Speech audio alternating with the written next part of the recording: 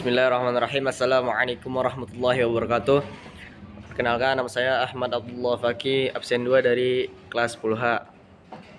Oke, sekarang saya ingin mempresentasikan PPT, itu teks negosiasi. Teks negosiasi adalah teks yang berisi proses komunikasi dan interaksi sosial antara dua pihak atau lebih yang memiliki perbedaan kepentingan, pendapat, atau tujuan untuk mencapai kesepakatan bersama melalui cara tawar-menawar, diskusi, dan musyawarah. Dalam negosiasi, setiap pihak berusaha memperjuangkan kepentingannya masing-masing, namun tetap mengutamakan sikap saling menghargai, kerjasama, dan penggunaan bahasa yang santun sehingga tidak merugikan salah satu pihak. Teks negosiasi umumnya terjadi dalam berbagai bidang kehidupan seperti jual beli, pendidikan, bisnis, organisasi, maupun kehidupan sosial, dan hasil akhirnya dapat berupa kesepakatan, kompromi, atau keputusan bersama yang diterima oleh semua pihak yang terlibat. Selanjutnya, tujuan teks negosiasi. Yang pertama, mencapai kesepakatan yang adil dan saling menguntungkan. Yang kedua, menyelesaikan perbedaan kepentingan atau pendapat. Yang ketiga, menghindari konflik dan pertentangan. Yang keempat, mendapatkan solusi terbaik bagi semua pihak. Yang kelima, menjalin hubungan kerjasama yang baik. Yang terakhir, mencapai keputusan melalui musyawarah. Lalu ciri-ciri teks negosiasi itu, yang pertama, melibatkan dua pihak atau lebih. Yang kedua, terdapat perbedaan kepentingan. Yang ketiga, ada proses tawar-menawar. Yang keempat, bertujuan mencapai kesepakatan. Yang kelima, menggunakan bahasa yang santun dan persuasif. Yang keenam, memunculkan argumen atau alasan dari masing-masing pihak. Dan yang terakhir, hasil akhir berupa kesepakatan atau keputusan bersama.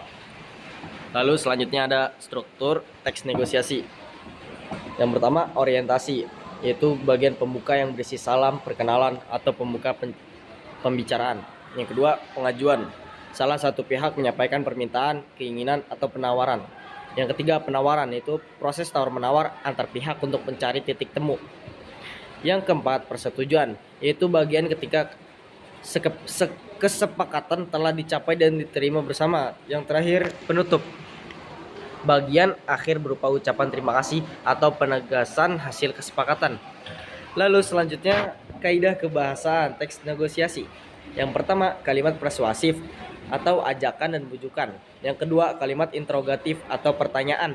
Yang ketiga, kalimat deklaratif atau pernyataan. Yang keempat, penggunaan bahasa sopan dan santun. Yang kelima, kata kerja seperti meminta, menawarkan, menyetujui. Yang keenam, kata-kata kesepakatan seperti setuju, sepakat, dan baiklah. Lalu jenis-jenis teks negosiasi. Yang pertama, negosiasi formal, dilakukan secara resmi. Yang kedua, negosiasi non formal, dilakukan secara tidak resmi. Yang ketiga, negosiasi bisnis, berkaitan dengan jual beli atau kerjasama usaha. Dan yang terakhir, negosiasi sosial, berkaitan dengan kepentingan masyarakat. Selanjutnya, manfaat teks negosiasi.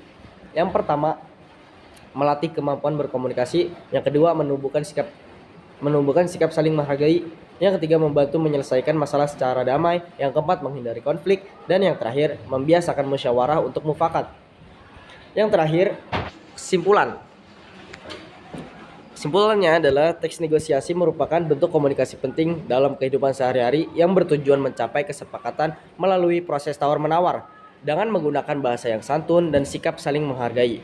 Negosiasi dapat menghasilkan keputusan yang adil dan menguntungkan semua pihak.